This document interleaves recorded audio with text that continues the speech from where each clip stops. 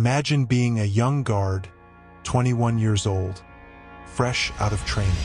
You've been told stories about the beast in Cell 4C, but you think it's just prison talk. Then it's your turn to hand him his tray. I remember talking to a man who lived through that exact moment. He said the air changed 10 feet before he reached the door. It got thinner, colder. He didn't see a monster with horns. He saw a man sitting perfectly still, his eyes fixed on the door before the slot even opened. It was like the man could smell the fear through the steel. Before we dive into today's investigation, I want to be clear. The stories and theories shared on this channel are part of an alternative history exploration. We're digging into the unexplained, the unsettling, and the what-ifs of our world. Think of this as a journey into the dark side of history, part research, part legend. Watch with an open mind, but remember, this is for narrative and entertainment purposes only. The air here doesn't just feel cold. It feels heavy, like it's trying to crush the lungs right out of my chest. I remember the first time the heavy iron door slammed shut behind me. That sound wasn't just metal hitting metal. It was the sound of the world ending. I was there, standing in a space no wider than my own arm span. Total, suffocating darkness. You think you know what quiet is, but you don't. This isn't the quiet of a late night. This is the silence of a grave that's been dug for someone who's still breathing. After the first hour, the silence starts to have a heartbeat. Your own. It thumps against your eardrums until it's the only thing left in the universe. You start to feel the walls moving, inching closer every time you blink. There's no clock here, no sun. Just the drip of water from a pipe that sounds like a hammer hitting an anvil. I looked at the floor and realized I couldn't even see my own hands. That's when the first wave of panic hits. You aren't just in a room anymore. You're inside a throat, and the building is slowly swallowing you whole. Centuries ago, they told stories of a king who hid his greatest shame inside a maze. They called it the labyrinth. At the center of that maze lived a creature that shouldn't have existed, the Minotaur, a man's body topped with the head of a raging bull. People think it's just a bedtime story, a fairy tale about a hero named Theseus and a monster. But myths aren't just stories. They're warnings. They are coded maps of the human mind. The Minotaur wasn't born a monster. He was made one. Think about it. He was trapped in total darkness, isolated from the world, fueled by nothing but raw instinct and the meat of those thrown into his cage. The Greeks understood something we try to ignore. If you put a soul in a place where it never sees the light, where it never hears a human voice, the human part eventually dies. What's left isn't a person anymore. It's the beast. We laughed at the idea of a half-man, half-bull for thousands of years, thinking we were more civilized. But we didn't stop building labyrinths. We just started calling them correctional facilities. We kept the architecture and replaced the stone walls with psychological ones. Look at this blueprint I found in an old archive. It's for a modern special housing unit. We call it the SHU, or simply the hole. It's the closest thing to the ancient labyrinth ever constructed by human hands. It's a masterpiece of suffering designed by people with PhDs. 6 feet by 9 feet. That's the entire world. There is no window, just a steel door with a tiny slot for a plastic tray of food. It's the same delivery system King Minos used for his monster. I've seen the men who come out of these holes. They don't walk like you. They don't look like you. Their eyes are always darting, searching for shadows that aren't there. They've spent 23 hours a day in a box for years. The brain needs sensory input like the body needs water. Without it, the mind begins to eat itself. This isn't about punishment. It's about erasure. When you strip away every smell, every sight, and every touch, you are performing a slow-motion execution of the personality. We built these modern labyrinths to hide the people we've given up on. We call it justice, but the psychology tells a much darker story. It's a factory for creating minotaurs. Here is the secret they don't want you to know. The beast isn't something that lives in the woods or under your bed. It's a dormant code inside your own DNA. Isolation is the key that unlocks it. When we talk about the real-life Minotaur, we aren't talking about a freak of nature. We are talking about the inevitable result of total human disconnection. Science shows that after just 48 hours of total isolation, the brain's electrical activity changes. The prefrontal cortex, the part that makes you you, starts to go dark. The amygdala, the ancient part of the brain that handles fear and rage, takes over. It's a biological reversion. We are literally turning humans back into animals through the power of architecture and silence. My investigation into these lost souls led me to a terrifying realization. The monster in the myth and the man in the cell are the same entity. One was cursed by gods, the other is cursed by a system. But the result is identical. We are obsessed with the Minotaur because he represents our greatest fear, that under the right conditions, any one of us could become the thing that waits in the dark. Let me show you a name that was scratched into the concrete of a cell in 1952. Robert Stroud. You might know him as the Birdman of Alcatraz, but the movies lied to you. They made him look like a misunderstood genius. I've seen the real reports. Stroud wasn't just a prisoner. He was a psychological experiment in how much a man can endure before the transformation is complete. He spent over 50 years in various forms of isolation. Decades without feeling the grass under his feet or the warmth of another human's hand. He didn't just stay a man. He became something else. He was the first modern case I found that perfectly mirrored the myth. A man of high intelligence who was slowly pushed into the center of a labyrinth until his humanity became a burden. Like the Minotaur, his reputation for violence grew the longer he was hidden away. The authorities used his monstrous behavior as an excuse to keep him locked up, never admitting that the cell itself was what created the monster. His story is the thread that leads us deep into the heart of the maze. If you want to understand how a human being turns into a beast, you have to look at what happened to Robert in the silence. They called him the Birdman, but that name is a beautiful lie. It sounds poetic, like a man finding freedom through wings. But the truth I found in those dusty prison logs is much grimmer. Robert Stroud didn't start with birds. He started with a hunger for control. He was a man with a brain like a razor, trapped in a box that was slowly dulling his edges. Imagine spending decades in a room where every single second is identical to the one before it. You start to count the cracks in the ceiling.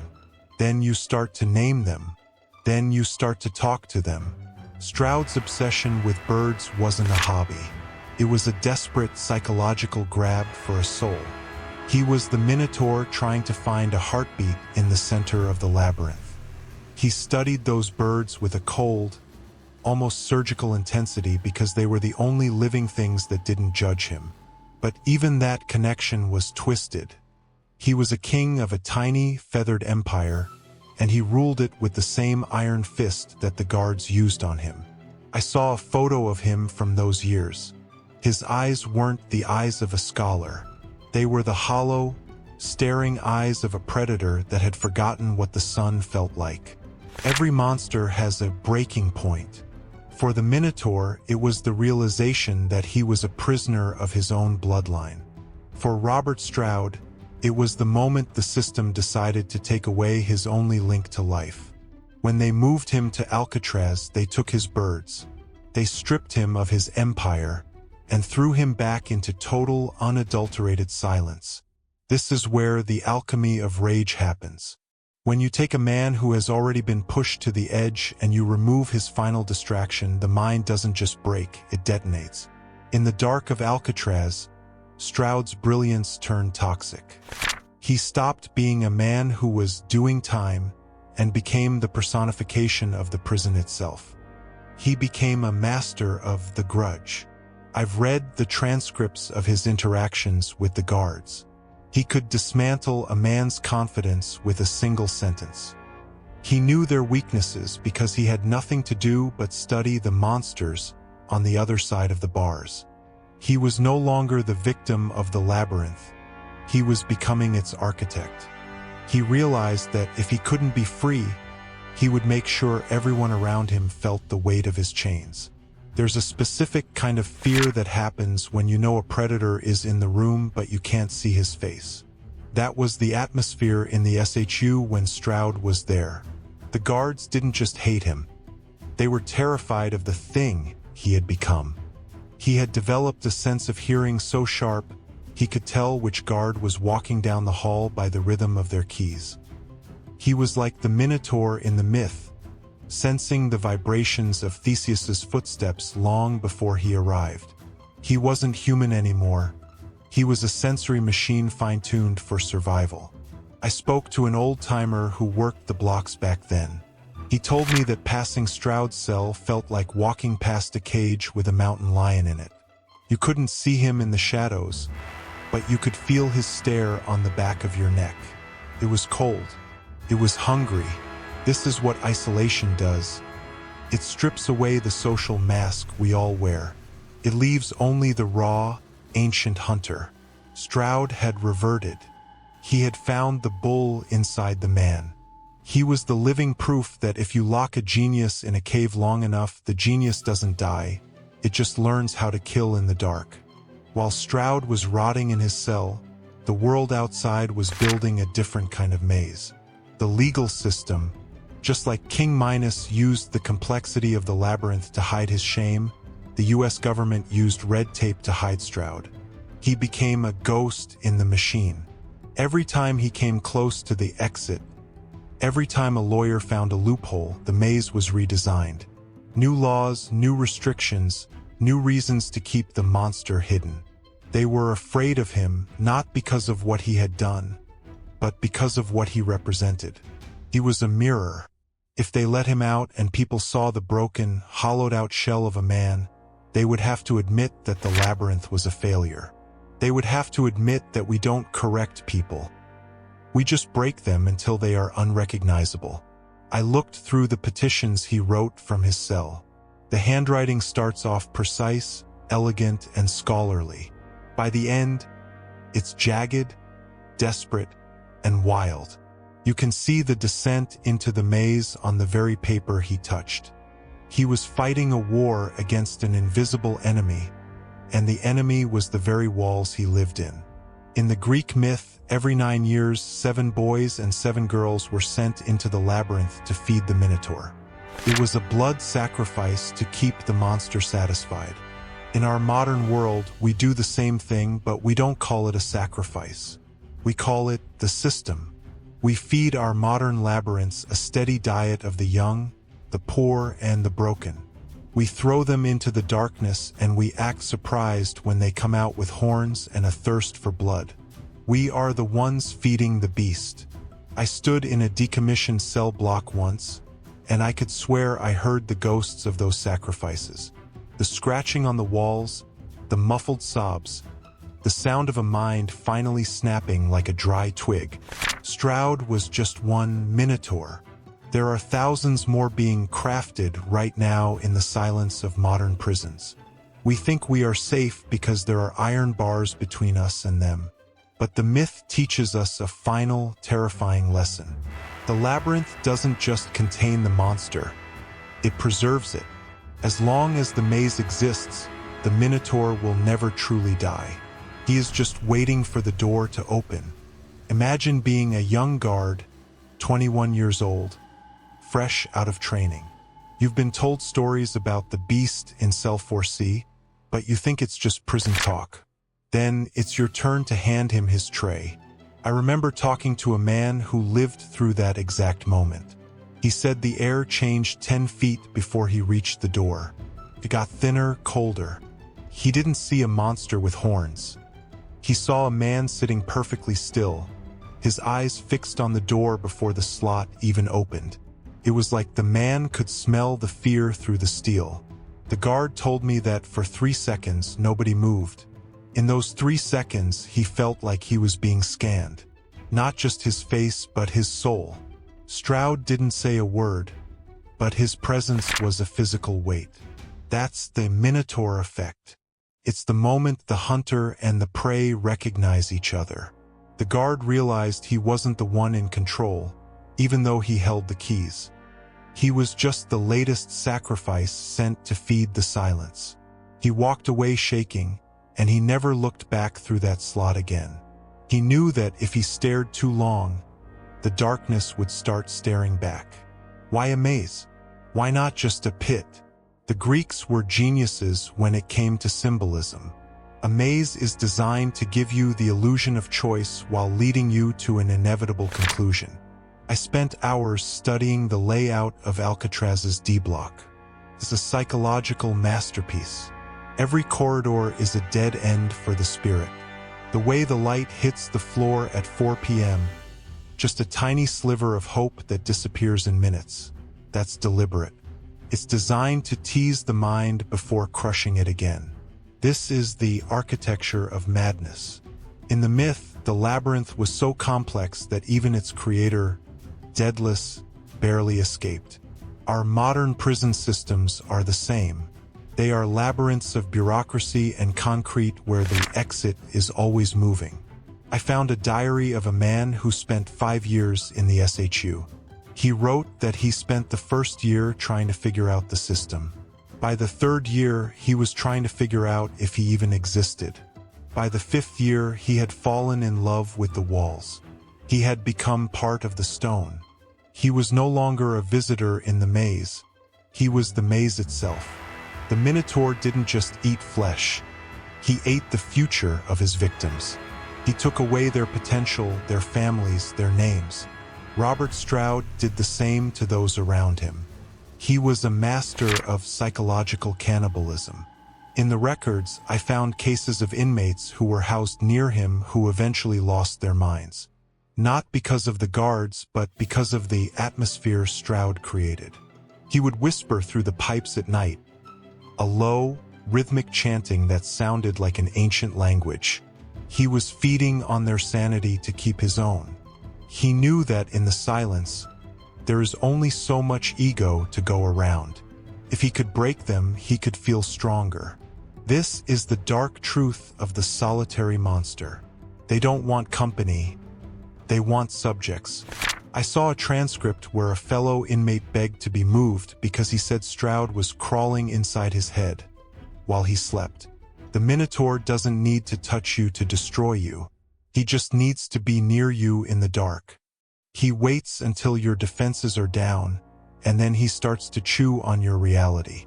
In the myth, Theseus escaped the labyrinth using a ball of red thread given to him by Ariadne. It was his only link to the world of the living. For a prisoner in solitary, that thread is anything that reminds them they are still human. A smuggled cigarette, a letter from a mother who's been dead for 10 years, or a bird. Stroud's birds were his red thread. They were the only thing keeping him from drifting completely into the bull persona. But what happens when the thread is cut?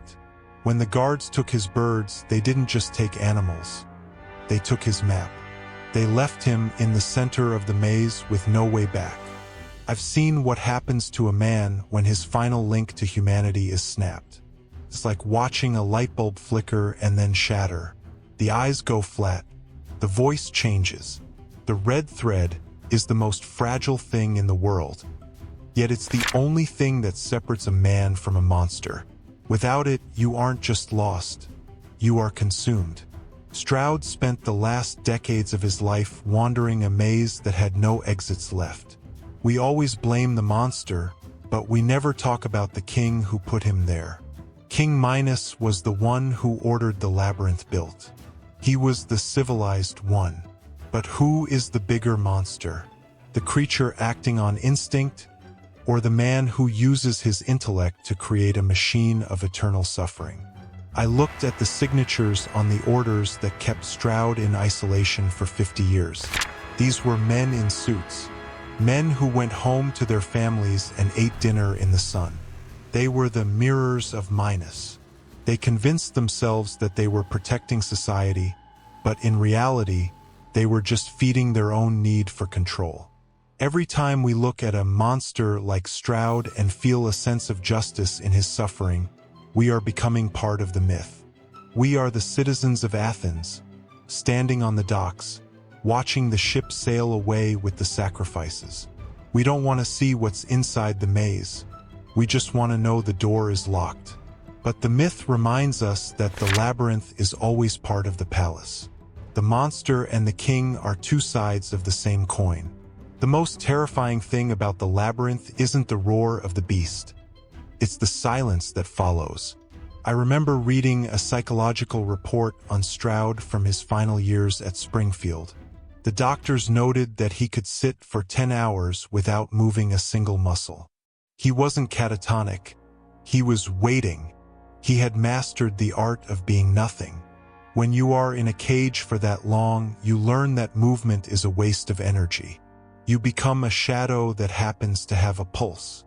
I've stood in those old hospital wings where they kept the hopeless ones. There is a specific frequency in the air, a low hum of thousands of screams that were never let out. Stroud was the conductor of that silent orchestra. He didn't need to yell to show his rage. He projected it. The nurses said that entering his room felt like walking into a vacuum. He had sucked all the humanity out of his space.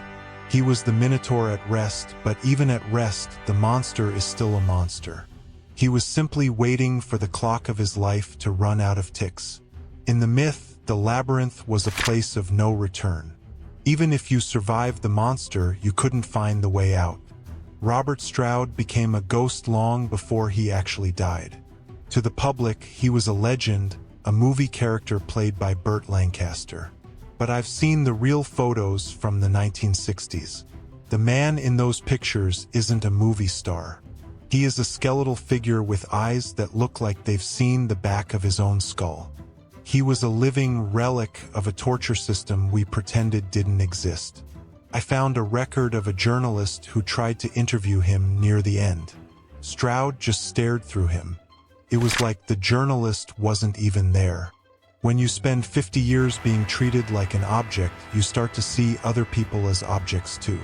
The I and the you disappear. There is only the it. Stroud had become the ghost of his own life, haunting the hallways of a medical prison. He was the evidence of a crime that the state was committing every single day, the crime of keeping a soul alive after the spirit had been executed.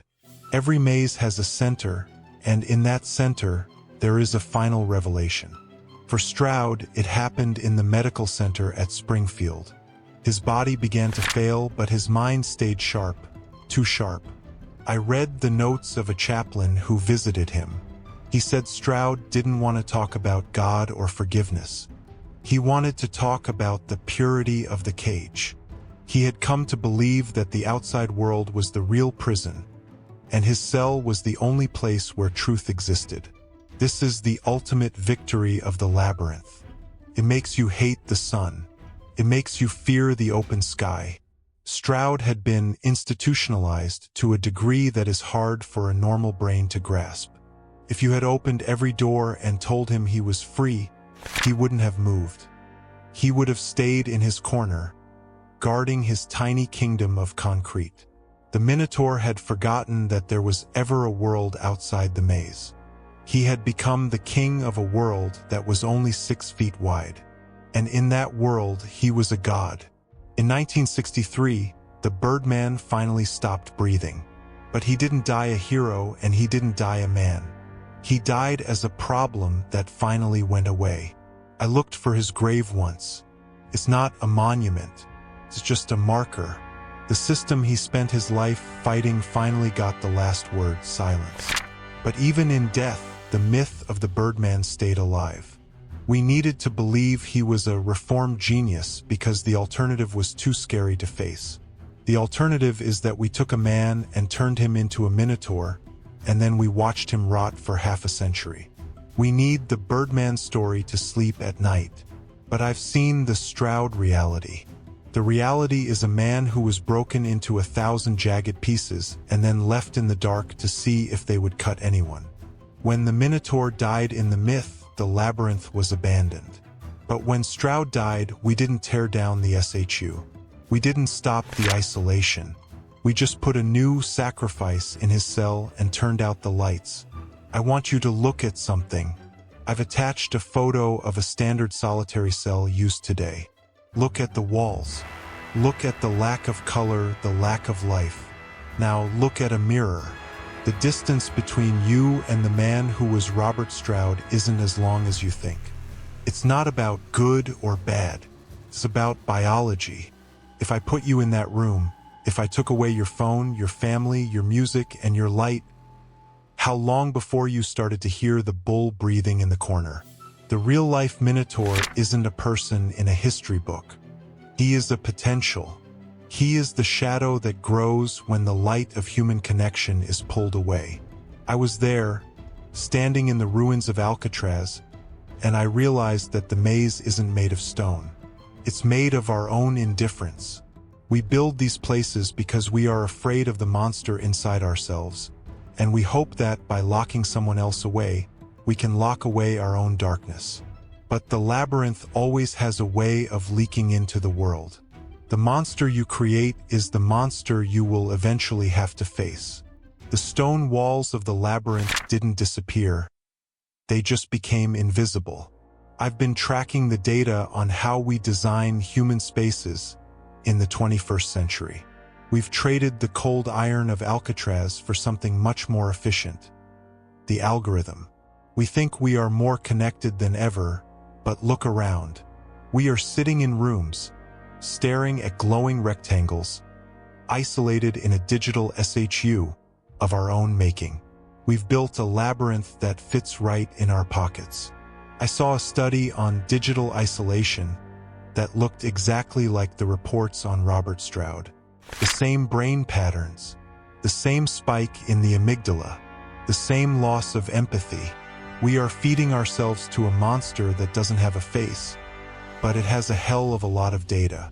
Every time you scroll for 3 hours in the dark, you are walking deeper into the maze. You aren't seeing the world. You are seeing a reflection of your own biases, curated by a machine to keep you trapped. We haven't escaped the labyrinth. We've just made it more comfortable so we don't try to leave. Think about the Birdman in his cell, talking to his birds because he had nothing else. Now look at us, talking to strangers on the internet, seeking likes to prove we still exist.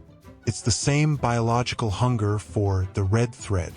We are desperate for a connection, but the thread we are using is made of fiber optics and pixels. It's fragile. It's fake. I've seen the psychological erosion that happens when a person's entire social life is mediated through a screen. The I was there moment of today isn't being in a prison cell. It's being in a crowded room where nobody is looking at each other. Everyone is in their own private labyrinth. I've watched teenagers in total isolation, not because they were locked away, but because they were lost in the feed.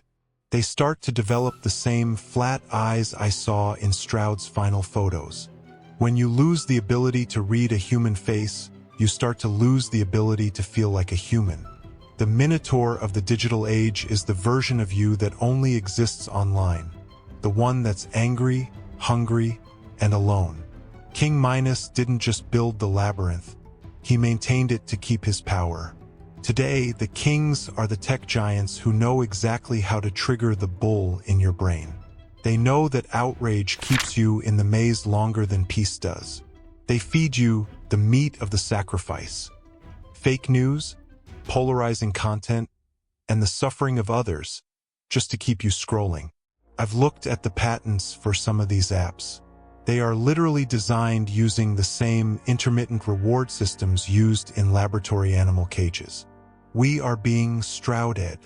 We are being conditioned to stay in our small digital boxes because it's profitable for the architect. The Minotaur isn't a single person anymore. It's a collective rage that lives in the comment sections. It's the beast that comes out when we feel safe behind a screen. We say things we would never say in person. We attack with a ferocity that is purely animalistic. We are building a world where everyone is a minotaur and everyone is a sacrifice. I visited a supermax prison recently, a place built long after Stroud was gone. It looked like a hospital, clean and white, but the energy was the same. The silence was louder than a rock concert. I realized then that we haven't learned a single thing from the Birdman. We still think that by removing the human, we can fix the problem. But you can't subtract humanity and expect a better person to remain. Math doesn't work that way. When you subtract human touch, conversation, and light, the only thing left is the void. And the void is where the monster lives. I spoke to a psychologist who works in these units.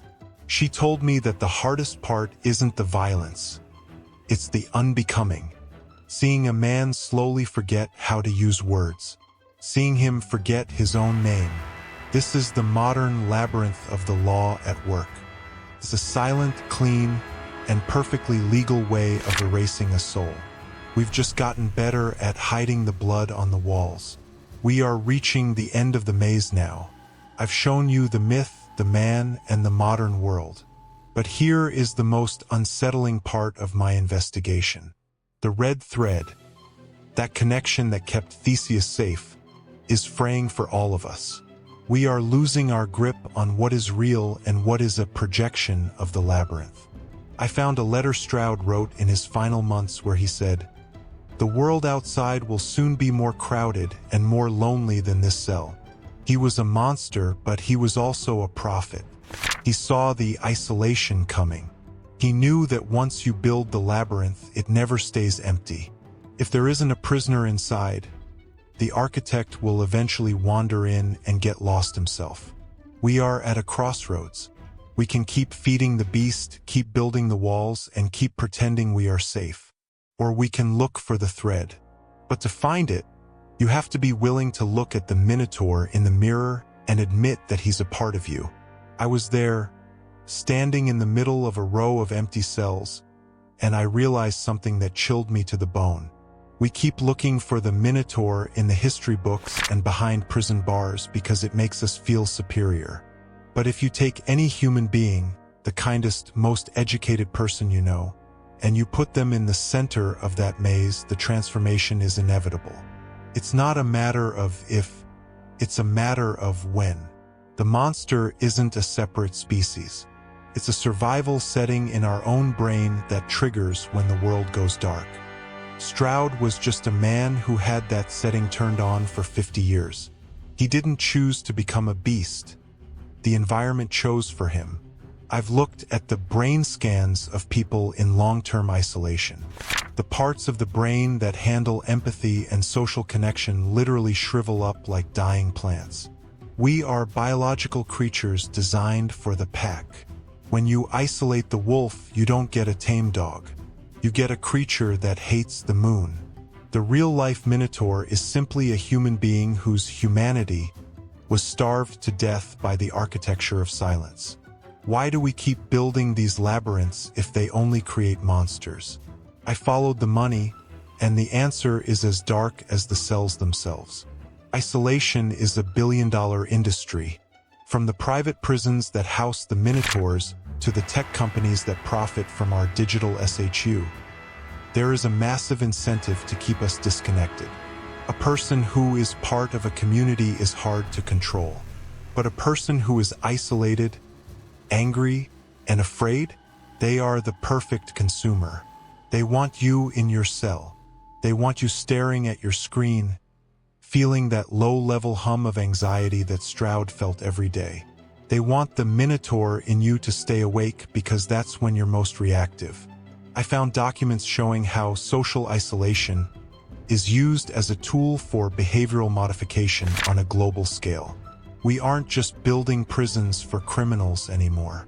We are building a psychological infrastructure that treats every citizen like a potential inmate. The maze is expanding, and most of us are paying the rent for our own cells every single month.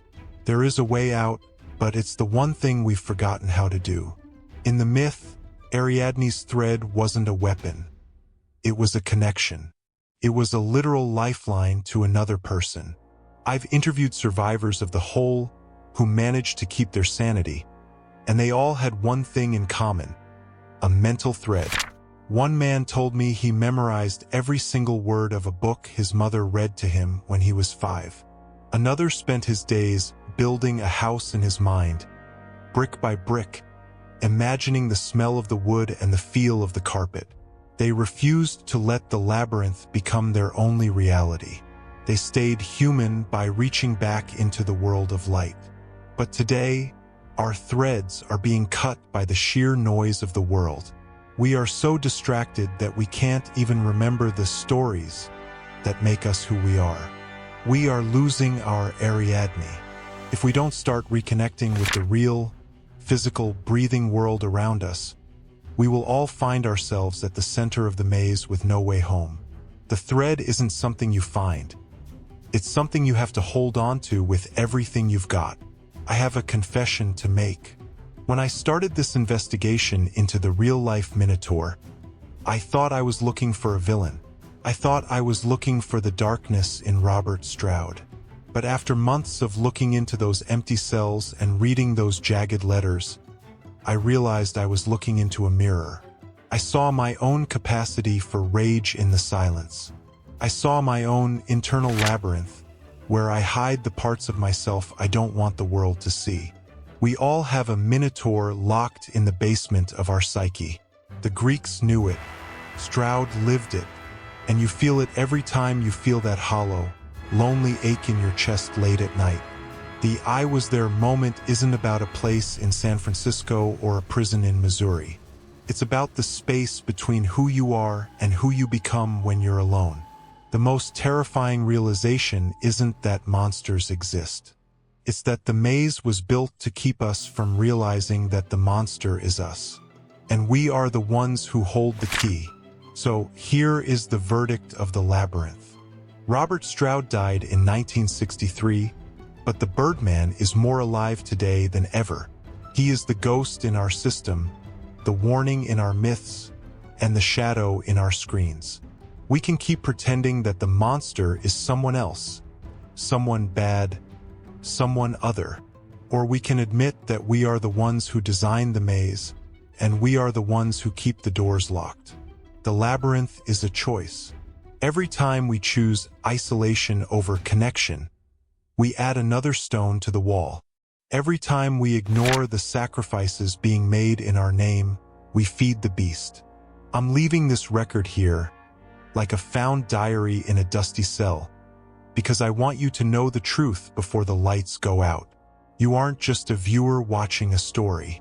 You are a Theseus standing at the entrance of your own life. You have the thread in your hand.